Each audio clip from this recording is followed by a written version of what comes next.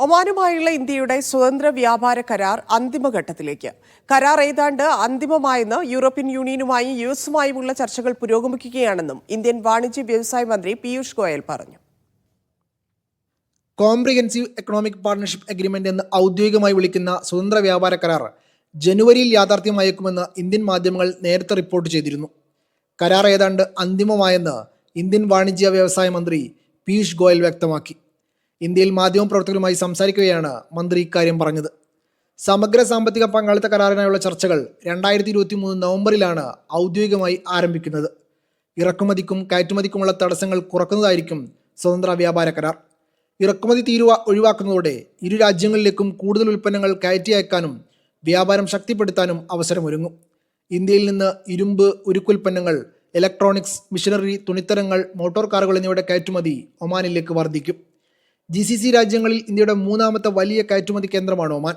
ഇന്ത്യയും ഒമാനും തമ്മിലുള്ള ഉഭയകക്ഷി വ്യാപാരം വർദ്ധിപ്പിക്കാൻ സ്വതന്ത്ര വ്യാപാര കരാർ സഹായിക്കുമെന്നാണ് പ്രതീക്ഷിക്കുന്നത്. Media 1, Muscat. സൗദിയിലെ ഫാർമസി ജോലികളിൽ 35 മുതൽ 65 വരെ ശതമാനം സൗദിവൽക്കരണം പ്രാബല്യത്തിലായി. 6 മാസം മുൻപ് മാനവ വിഭവശേഷി മന്ത്രാലയം പ്രഖ്യാപിച്ച തീരുമാനമാണ് ഇന്നു മുതൽ നടപ്പിലായത്. ജനറൽ ഫാർമസികൾ, സ്പെഷ്യലൈസ്ഡ് മെഡിക്കൽ കോംപ്ലക്സുകളിലെ ഫാർമസികൾ, ആശുപത്രിക്കകത്തെ ഫാർമസികൾ എന്നിവിടങ്ങളിലെല്ലാം പുതിയ നിയമം ബാധകമാകും. നിയമം മലയാളികൾ ഉൾപ്പെടെയുള്ള നിരവധി പ്രവാസികളുടെ ജോലി നഷ്ടത്തിനിടയാക്കും.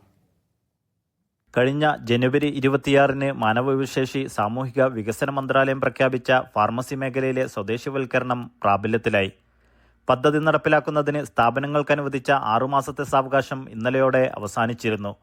സൗദി പൗരന്മാരെ ഉൽപ്പാദനക്ഷമമാക്കുകയും അവർക്ക് സ്ഥിരതയുള്ളതും ഉത്തേജകവുമായ തൊഴിൽ അന്തരീക്ഷം രാജ്യത്തുടനീളം വളർത്തിയെടുക്കുന്നതിന് ലക്ഷ്യമിട്ടാണ് പദ്ധതി നടപ്പിലാക്കുന്നത്.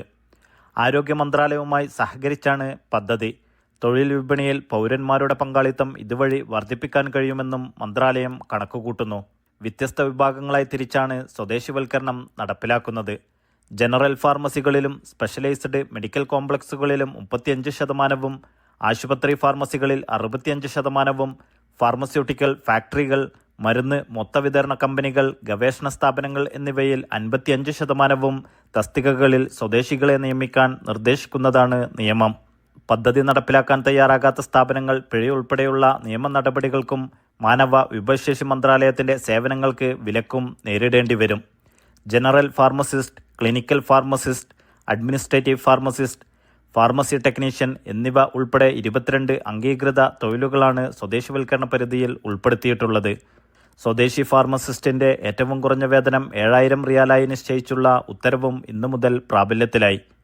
ഫാർമസിസ്റ്റ് മേഖലയിലെ സ്വദേശിവൽക്കരണ അനുപാതം കണക്കാക്കുന്നതിന് അടിസ്ഥാന വേതന നിയമവും പരിഗണിക്കപ്പെടും. നിയമം പ്രാബല്യത്തിലായതോടെ മലയാളികൾ ഉൾപ്പെടെയുള്ള നിരവധി പ്രവാസികൾക്ക് ജോലി നഷ്ടമാകും. Naushad Irikkur, media 1, Dammam.